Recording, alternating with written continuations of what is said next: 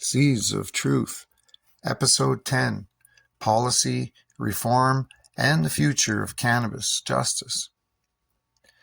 The century-long war on cannabis was never just about a plant.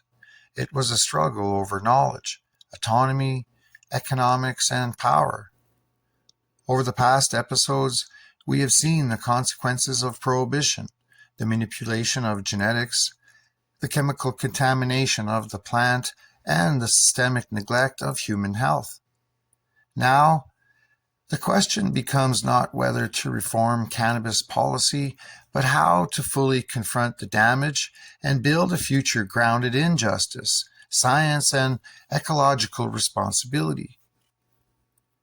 Modern cannabis law is rooted in fear, misinformation, and industrial self-interest. The United States classified cannabis as a Schedule I under the Controlled Substances Act, declaring it to have no medical value despite centuries of traditional use and lived experience. International treaties, including the 1961 Single Convention, locked this classification into global law, forcing nations to criminalize cultivation, research, and use while ignoring cultural practices and ecological wisdom. The effects were immediate and profound. Millions were arrested, jailed, and marginalized. Families were fractured and communities destabilized. Economic opportunities vanished for generations, while the industries that supported prohibition, pharmaceutical conglomerates, chemical corporations, and private interests thrived. Today, legalization in many regions has created markets dominated by corporate license holders. Small farmers, traditional cultivators, and community practitioners, the very people most harmed by decades of enforcement, are often excluded. Regulation designed ostensibly to protect public health instead functions as a barrier to entry, allowing wealth and power to concentrate in the hands of a few. The economic and cultural injustices of prohibition have been replaced by a new monopoly under the guise of legal reform. True reform must center on justice, science, and ecological restoration. Justice begins by clearing past convictions and releasing those imprisoned for non-violent cannabis offenses, expunging records, restoring civil rights, and investing in communities devastated by prohibition are not optional.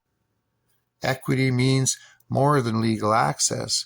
It requires creating opportunities for those historically excluded to participate fully in cultivation, distribution, and education. Investments in community-based enterprises, land access, and local infrastructure are essential to repair decades of systemic harm. Scientific freedom is equally critical. Descheduling cannabis removes the structural barriers that have limited research for decades. Studies of diverse, full-spectrum cultivars must be supported, not just patentable synthetic analogs.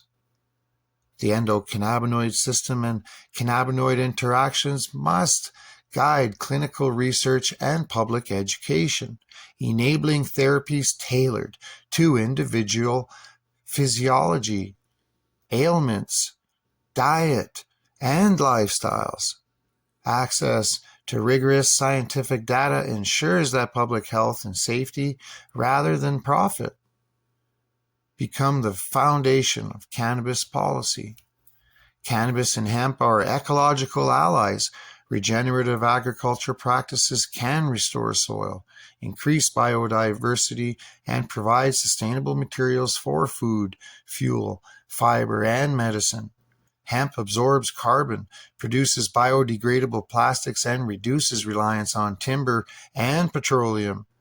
Policy must incentivize these practices and support farmers in adopting techniques that repair rather than exploit the land.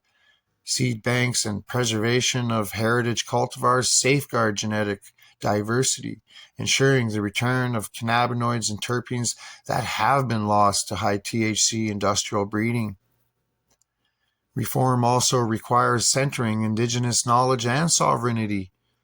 Traditional uses of cannabis and hemp have long guided medicine, nutrition, and ecological stewardship. Restoring cultural and economic rights over these plants is essential, not only as a matter of justice, but as recognition of centuries of expertise and sustainable practice. The path forward is clear. Deschedule cannabis globally, restore genetic diversity, fund independent research, reinstate home and community cultivation, and redirect resources to the communities most harmed. Address environmental and health risks through transparent testing, soil remediation, and strict contamination standards. Empower people to reclaim autonomy over their bodies, their medicine, and their livelihoods. Cannabis is more than a plant. It is a mirror reflecting how society values life, health, freedom, and ecological stewardship. Ending prohibition is not the conclusion. It is the beginning of a broader transformation. By combining justice, science, and regenerative practice, humanity can restore a plant that was long suppressed, heal communities, and reclaim both autonomy and the future of ecological and human health.